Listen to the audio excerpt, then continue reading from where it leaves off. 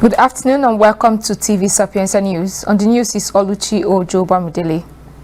Beginning with, President Bola Tinubu has called on Nigerians in the diaspora to contribute their expertise and resources to consolidating national development and building a stronger and more prosperous country. President Tinubu made the call on Thursday at Yokohama, Japan, during an interactive meeting with selected members of the Nigerian community on the sidelines of the ongoing 9th Tokyo International Conference on African Development. According to a statement by the Special Advisor to the President on Information and Strategy, Bayo Onanoga, the meeting brought together professionals and entrepreneurs across various fields, and the President shared his administration's achievements and assured them of his commitment to driving economic growth. He reaffirmed his administration's priority to create an environment where every Nigerian can feel the positive impact of change, urging the diaspora community to remain ambassadors of the country by projecting Nigeria positively in their engagements abroad. About 14 children trafficked from Adamawa State to Anambra State have been rescued and reunited with their families in a major crackdown on child trafficking. The children aged between 4 and 9 years were handed over to their parents yesterday at a formal ceremony in the office of the Deputy Governor, Professor Kaletawa Faruta.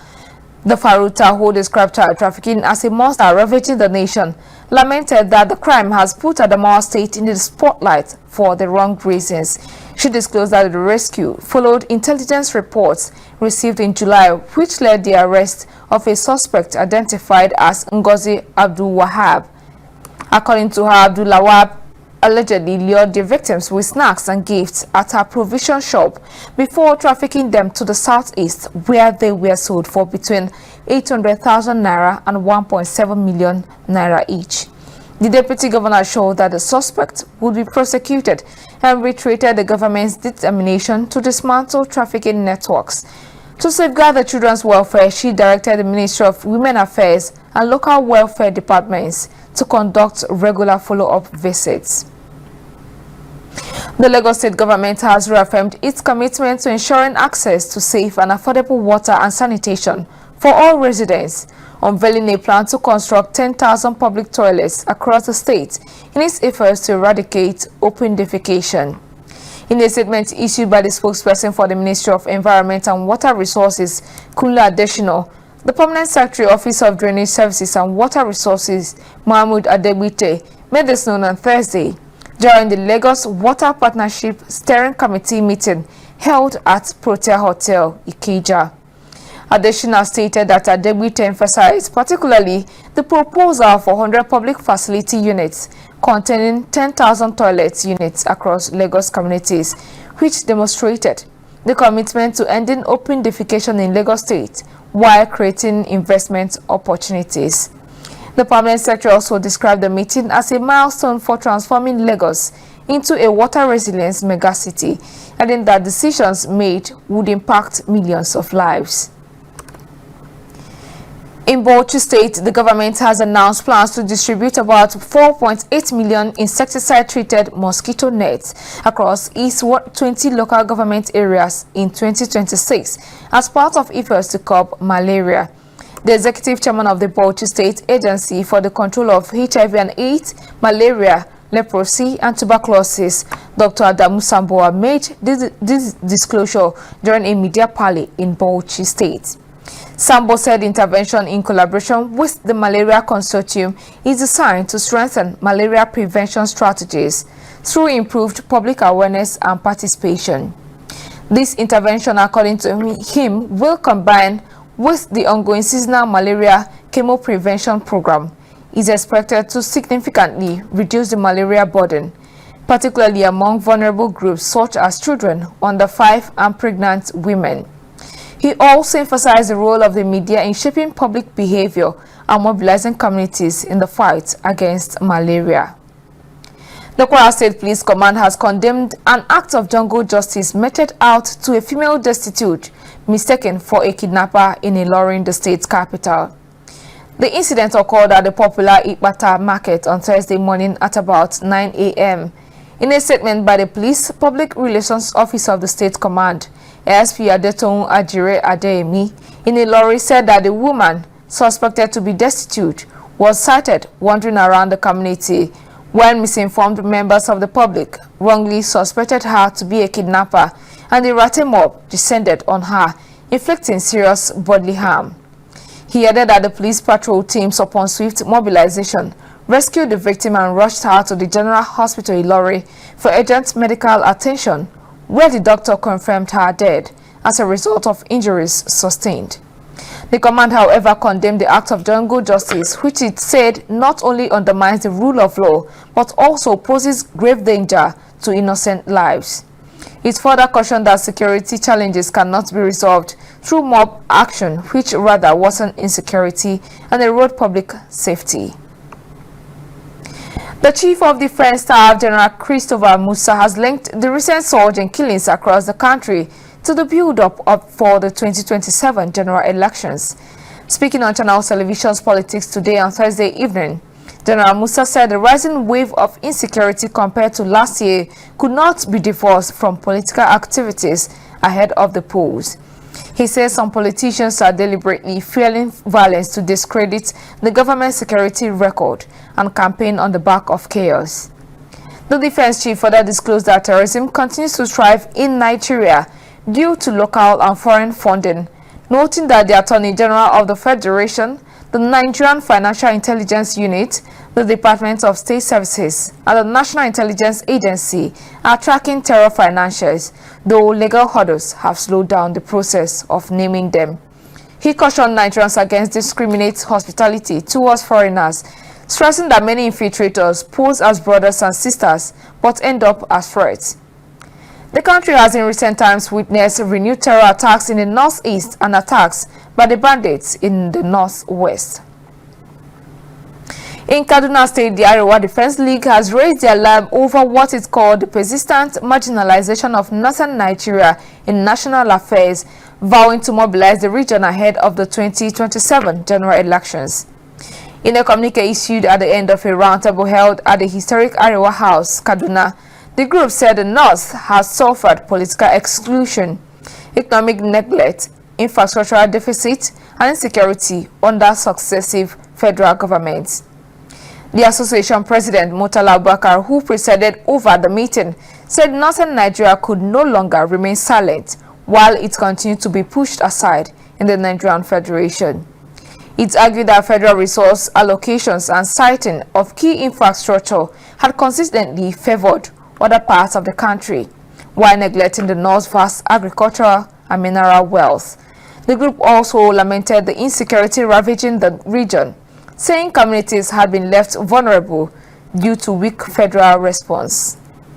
But reacting to this claim, the All Progressives Congress National Vice Chairman Northeast, Comrade Mustafa Salihu, dismissed the insinuations by the northern elites, stating that the present government under President Tinubu cannot expend all funds meant to develop all parts of the country and the interests of the teeming youths across the country to service those that cannot add value to the development of Nigeria.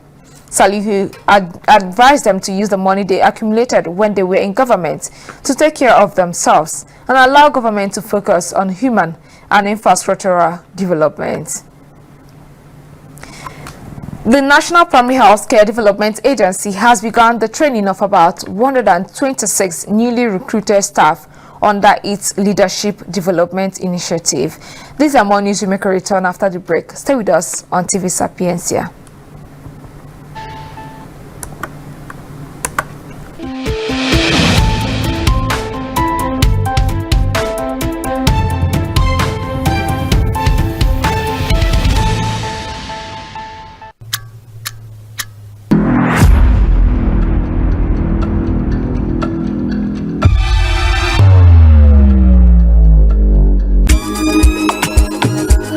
Back entertainment just the way you like it.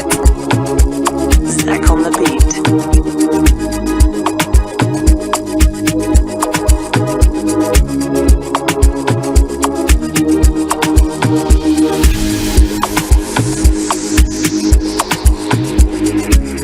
At TV Sapiencia, we'll bring you up to speed with quality information.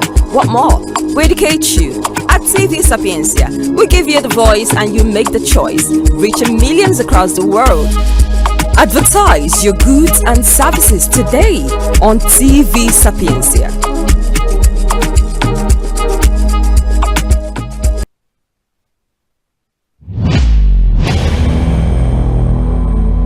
Quality is not an act, it is a habit. If life is predictable, it will cease to be life and be without flavor. At TV Sapiencia will bring many bits of this and many bits of that. Sports. What is that old saying about being vulnerable when you've just scored? Movies. Cover me! Music. I feel for you. This is how I feel. News. Most insensitive decision to make in a diversified nation like Nigeria. For the moon entertainment, name it. Which will I choose? Quality or quantity? I choose both. We have quality and we've got quantity. Why not have both? I can have it all.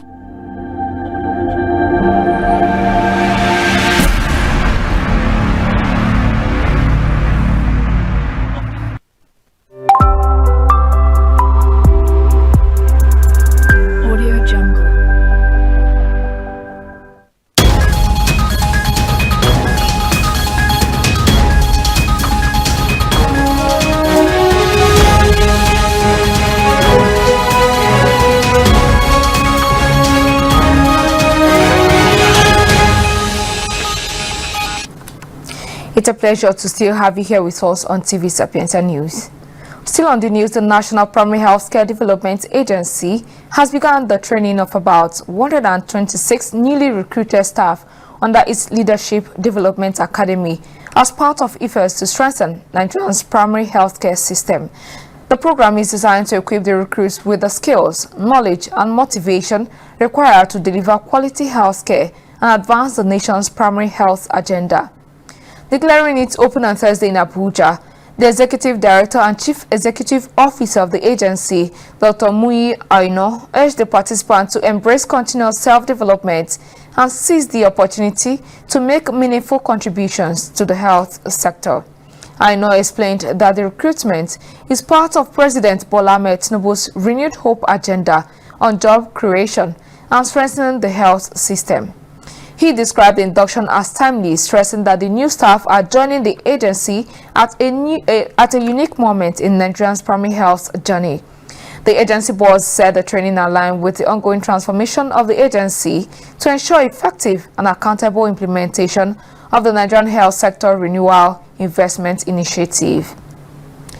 Ahead of the 2025 general elections in Côte d'Ivoire, African workers have called for the genuine observance of the rule of law to promote peace and ensure credible electoral processes and outcomes. The African Regional Organization of the International Trade Union Confederation made the appeal in a statement issued by its General Secretary, Comrade Joel Odige. The Confederation expressed concern over recent political developments in Côte d'Ivoire following the announcement by incumbent President Ouattara of his intention to seek a fourth consecutive term. It also noted the mass mobilization of opposition parties in Abidjan who are demanding the defense of democracy and the conduct of inclusive and peaceful presidential elections, urging Ivorian authorities to uphold and apply the principles of the rule of law in navigating the current political situation. The union further appealed to the African Union and the Economic Community of West African States, ECOWAS, to take proactive and sustained measures to guarantee credible, transparent and peaceful presidential elections in Côte d'Ivoire. Pope Leo XIV declares today a global day of prayer and fasting for peace, coinciding with the feast of the Queenship of the Blessed Virgin Mary. The Pope made this announcement on Wednesday during his general audience in St. Peter's Square, as reported by Vatican News. Pope Leo lamented that too many innocent lives are being lost and too many families are bearing the weight of wars that seem endless, noting that they cannot remain indifferent.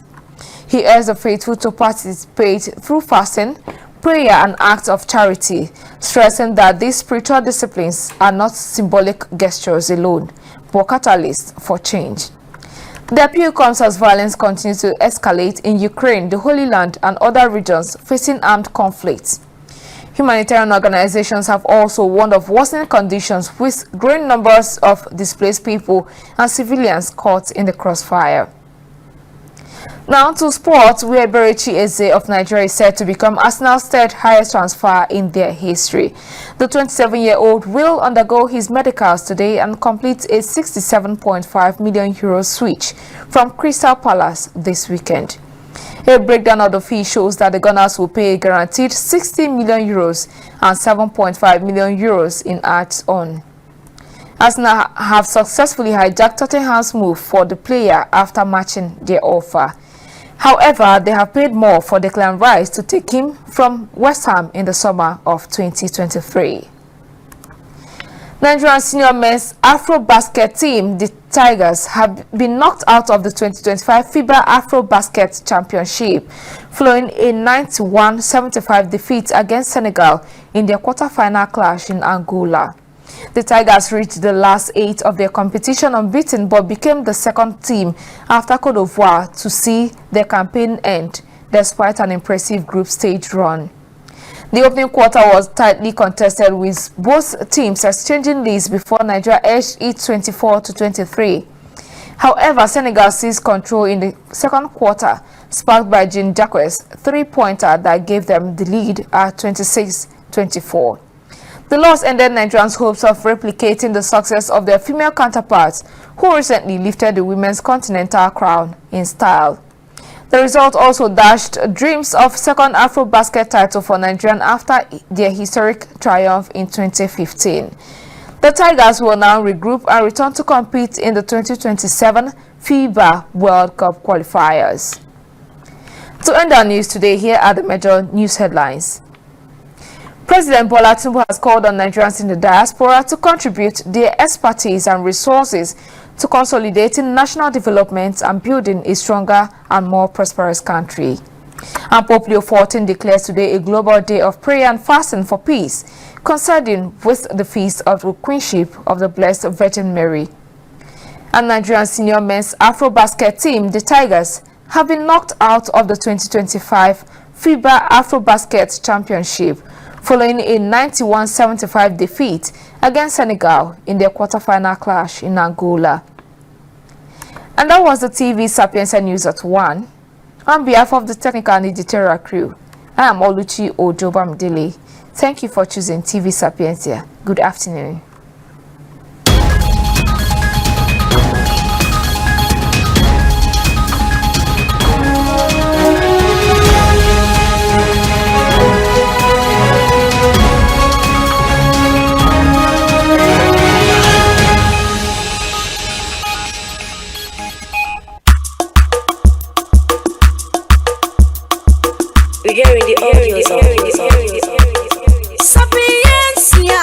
Sapiencia, your voice, your choice, oh, dear man,